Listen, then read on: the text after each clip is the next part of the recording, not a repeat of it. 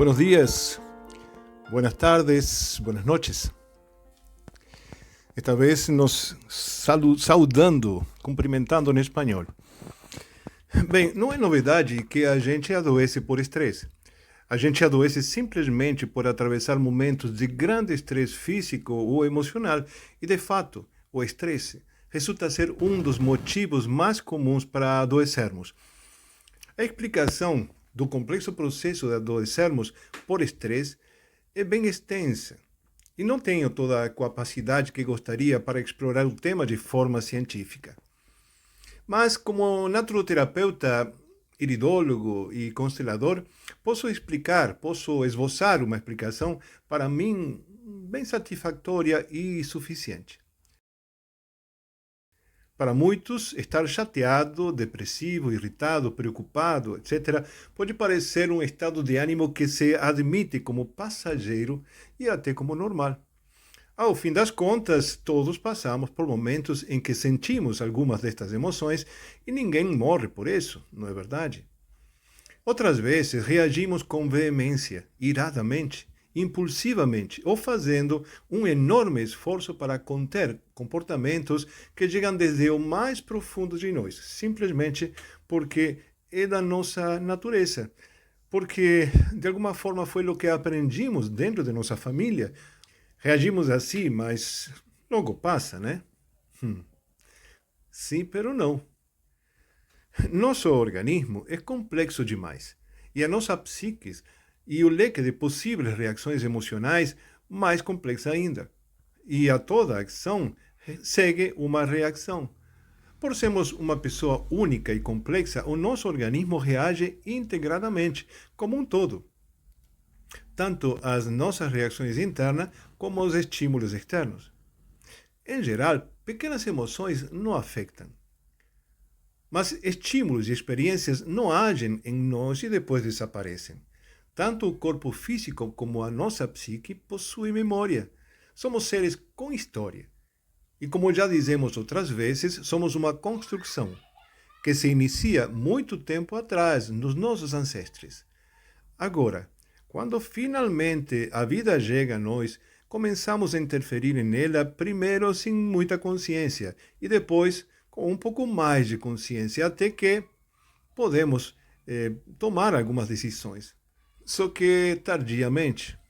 Recebemos uma herança genética e epigenética que vem da família.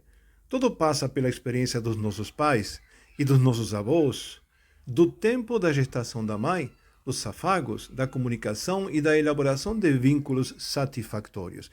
Porém, nem pensamos em toda essa história, em toda essa herança, quando reagimos emocionalmente com sentimentos e trejeitos que nem sabemos de onde é que vem. A gente simplesmente vai. Neste vídeo vamos a nos referir a algo que pode ser facilmente compreendido, deixando de lado inclusive todo o processo sistêmico. Ou seja, vamos a observar somente a ponta do iceberg, já que é suficiente para compreender por que é que adoecemos pelo estresse. A ideia, neste primeiro momento, é não complicar as coisas. Para isso, temos que observar que, em normalidade, nosso organismo trabalha em direção aos nossos impulsos e necessidades. Parte da nossa atividade corporal está dirigida pela nossa mente consciente. Isto é, quando vamos a trabalhar, quando dirigimos o carro, quando falamos ou nos propomos qualquer atividade. Mas, por outro lado, nosso organismo está sempre dedicando-se a nos manter vivos. Isto sem que a gente preste atenção. Por respirar, digerir, a atividade circulatória, a cicatrização, a secreção de enzimas e a produção de hormônios, assim como tantos outros processos, acontecem sem a nossa decisão, sem a nossa participação consciente. No centro da questão do adoecimento por estresse está o nosso sistema nervoso, que é o responsável de toda essa coordenação. E, claro, também participam a estruturação de nossa psique, a funcionalidade orgânica e as nossas reservas físicas, minerais e vitamínicas. Em normalidade, tudo funcionará de forma certa e haverá tempo e condições para desenvolver tanto a nossa atividade consciente como a manutenção do nosso organismo, que é inconsciente. com tempos de gasto e tempos de incorporação de nutrientes, sejam estes físicos e emocionais, com tempos de desgastes e tempos de reparação e recuperação, através do descanso e de toda uma enorme atividade somática que acontece durante o sono, apropriado e relaxado. Porém, a normalidade funcional supõe que estamos em calma e em equilíbrio. E nem todo na nossa vida é calmaria. Assim que surgem os momentos de grande esforço físico, sobretudo tratando-se de esforços prolongados e intensos, ou alterações emocionais e comportamentais, ou seja, assim que surge o estresse, o nosso organismo reage e necessitará se adequar à nova situação para poder ser efetivo nas suas funções.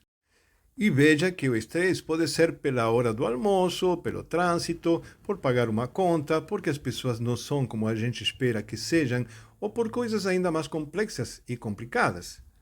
Mas também podem ter uma origem difusa, como na inseguridade, no medo, na angústia, na frustração, assim como em tantas outras emoções.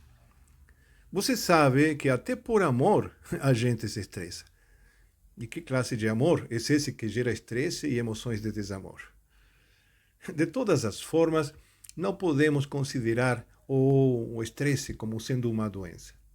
Ele só começa a ser um problema quando ganha protagonismo demais na nossa vida e toma conta de nossos dias. O estresse é uma reação natural do organismo e ocorre quando vivenciamos situações de perigo ou ameaça ou de muita exigência, e consiste numa atitude biológica necessária para a adaptação a situações que o nosso cérebro entende como de risco, já que o nosso organismo não possui condições para manter suas funções normais e, ao mesmo tempo, se defender e reagir àquilo que possa ameaçar a nossa integridade. O cérebro sempre entenderá qualquer sinal de estresse como uma situação de perigo, e sua função é a de nos manter vivos apesar de tudo. Como não pode fazer as duas coisas ao mesmo tempo, o sistema nervoso se adapta às circunstâncias geradas pelo estresse, modificando seu funcionamento. Com os recursos que possui, o sistema nervoso passa a trabalhar em estresse, em um modo que a medicina chama de defesa ou ataque. O estresse, neste caso, é a sensação que surge da combinação da nossa personalidade, a secreção de certos neurotransmissores e de certas modificações hormonais que o nosso corpo produz a partir das adaptações do sistema nervoso vegetativo e como resposta a um estado de alerta ou alarme que mexe com o nosso sossego. Assim, nosso corpo direciona todos os recursos físicos que tem à disposição nesse momento para resolver o estresse, ampliando a nossa capacidade respiratória, a produção de energia para uma maior resposta muscular, a exacerbação dos sentidos e muitas outras modificações funcionais, porém, e aí está o problema, que tudo isto acontece em detrimento das funções normais, que deveriam continuar para manter-nos em saúde. Enquanto dura todo este processo, digestão, desintoxicação, excreção, função renal, imunidade, defesas anti-inflamatórias e muitas outras funções, mas que essenciais para não adoecermos, deixam de exercer-se. As funções de manutenção normal param totalmente ou diminuem sua efetividade. Agora pense um pouco e olhe para você mesmo, ou para alguém que você conhece que seja muito estressado. Se vivenciamos uma breve situação de estresse, ela chega, nos toma, se espalha por nosso corpo e daqui a pouco passa, entanto que a vida a seguir continuará normalmente. O nosso organismo recupera seu equilíbrio em poucos minutos. Praticamente não nos afeta, porque o nosso organismo possui recursos para isso e sabe o que fazer. A adrenalina é absorvida e volta tudo ao normal. Mas o que acontece quando pequenos momentos de estresse se repetem várias vezes durante o dia? Ou o que acontece quando esse estresse é contínuo, como sucede numa pessoa que é perfeccionista, que necessita ter o controle, que possui um trabalho de risco ou de muita exigência? Ou quando o estresse surge numa pessoa simplesmente muito autoexigente? O que sucede quando o estresse é intenso? Bem, a complexidade do nosso organismo e a sua sabedoria, prevendo a necessidade de uma dedicação ainda maior na sua função estratégica de manter a vida perante repetidos ou intensos sinais de alerta ou de alarme, se vale de outros recursos biológicos que prolongam efetivamente a estimulação funcional para podermos defender dos perigos por trás do estresse por um período de tempo maior.